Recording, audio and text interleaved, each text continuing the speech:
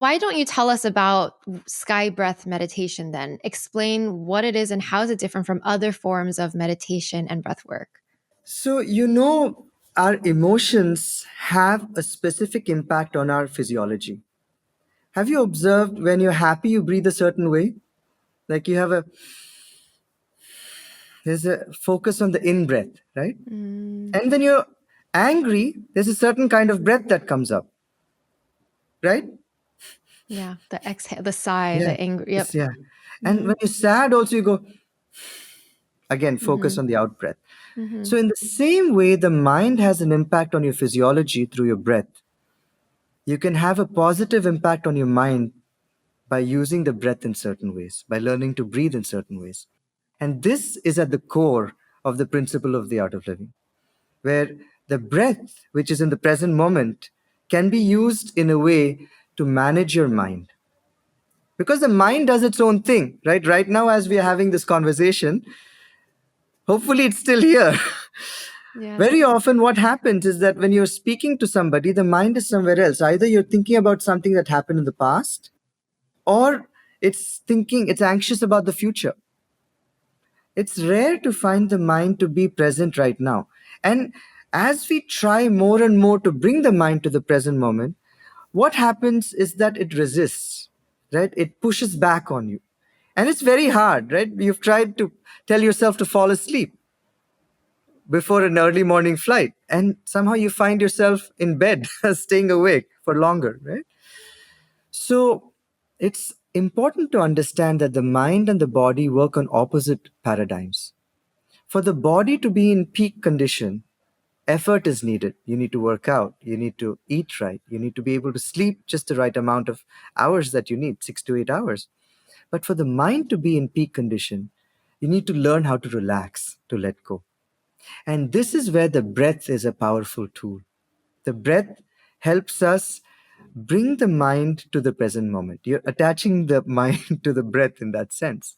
So, the sky breath meditation is a rhythmic breathing technique which helps you harmonize your thoughts and emotions with the present moment. And the result of it is deep relaxation as well as awareness.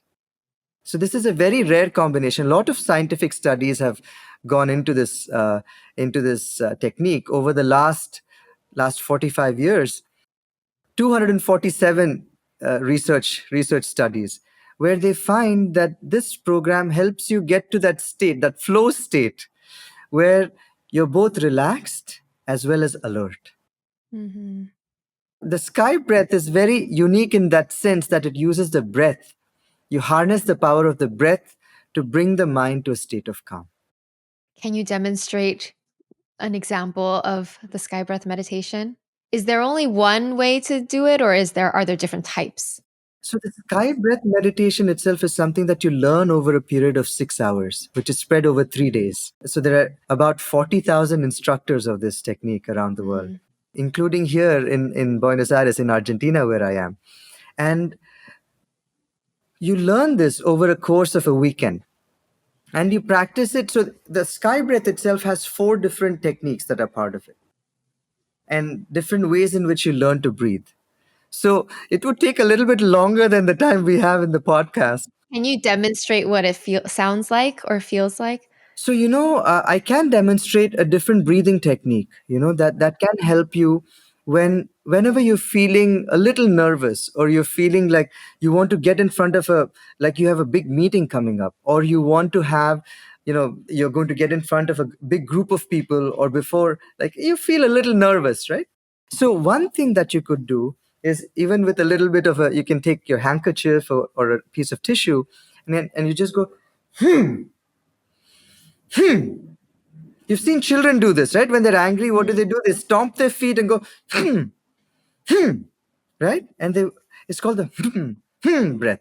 Yeah. Mm. So you can do that like 3 to 4 times, and then you feel a rush of, I would say, valor, or that comfort. So Ah. there are different breaths, different breathing techniques that you can use in different situations, and these are some of the tips and tools that you learn in this Sky Breath workshop. I see. So you're saying how many different types of breath techniques are there? I would say there are hundreds of them. There are many, Okay. many different kinds. But in the sky breath technique, you learn some core basic breathing techniques that will help you on your, I would say, on your path I see. to help manage your mind and feel more relaxed and present. I So see. I the see. core is the sky breath, the Sudarshan Kriya Yoga, which is this rhythmic breathing technique. But this is the breath. Yes. It's almost like invoking the valor within you. You can try it if you feel next time you can. Yes, yes. So that's an example of a simple practice, but can you explain what's an example of like a complex or the most expert level of breath work? Obviously, we're not there, but you must have so much experience. What is a complex breath work practice? This is the beauty actually of the art of living.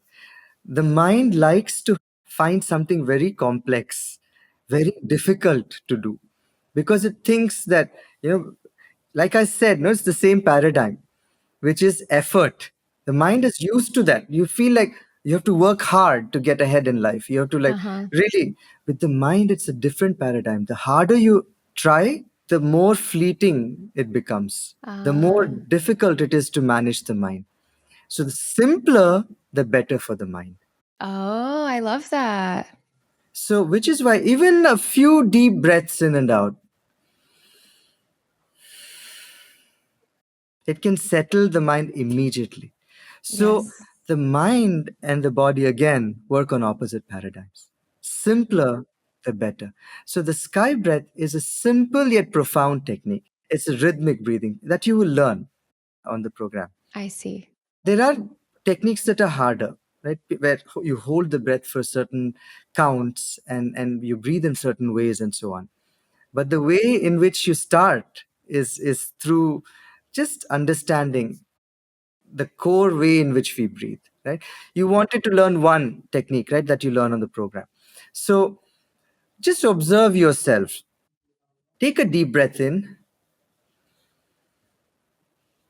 and breathe out.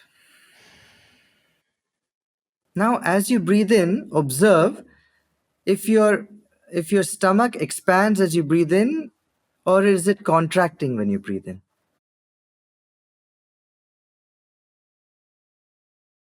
What did you observe? Oh, it's expanding. Yeah. See, Hmm. that a lot of people, because of stress, what happens is that they end up breathing the other way. When they breathe in, their stomach goes inside. And when they breathe out, their stomach comes outside. It's important to remember that we're like, our insides are like the diaphragm is like a balloon. When you breathe in, it expands. And when you breathe out, it contracts. Because of stress, somehow our breath has been twisted to a different way. So the first thing that you learn is this, and many people find this corrective in their own lives, that their breathing style had changed from the time that they were a baby. Right? So this is called a full yogic breath. When Yeah. you breathe in, you breathe into your stomach all the way. Expand your stomach, expand your chest, and then as you breathe out, let the stomach fall in and the chest fall in as well. So the basic technique. Yeah. Yeah, that's one fundamental technique that you learn. One issue that a lot of people suffer from is like sleep issues or anxiety. I feel like they're very common struggles. So, do you have any specific breath or meditation practices that can help someone fall asleep more easily or just calm their nervous system? Absolutely, absolutely, Eileen. Just for this, we have what is called the sleep and anxiety protocol. So it's a set of different techniques and exercises which you learn again. It's over a weekend that you can learn. Again, couple of hours each day, and what you end up with is a simple technique or an array of techniques that you can use at different times, both to manage your anxiety as well as be able to sleep better. And as you know, there are some things for sleep hygiene, right? As you know, keeping your devices away, not using them for maybe 30 to 45 minutes. I know, ideally 1 hour before you sleep. Just winding down, reflecting on the day's events, just what happened, taking a few deep breaths in and out just before you sleep. 10 deep breaths in and out can help people sleep as well. But we have a full program that can help people So these are three things that I just mentioned. And, washing your feet with warm water, and washing your face and hands, and just relaxing, just consciously taking your attention to different parts of your body. Mm, All these will help. yes, like getting out of the mind. Yeah, just Mhm. helping yourself unwind. But here again, the breath will help as well. And for the anxiety part, as I shared the technique about the technique, that is one Mhm. of the techniques to help you overcome anxiety. But Mhm. there are other breathing techniques as well that you will learn that can Yeah. help. Of course, also spending some time out in nature can help. So make carving out a window within your daily schedule. I know a lot of us work in big cities, but the lucky part is that we have parks around. So making it a point to go for a walk, even in the middle of your busy schedule, trying to take some meetings on the phone where you can walk and talk, or spending some time out in green spaces. All of these will also help the mind relax and also reconnect with nature. What has happened here is that we've become so disconnected from nature, and that causes a lot of the breaking of the rhythms within us, the natural rhythms.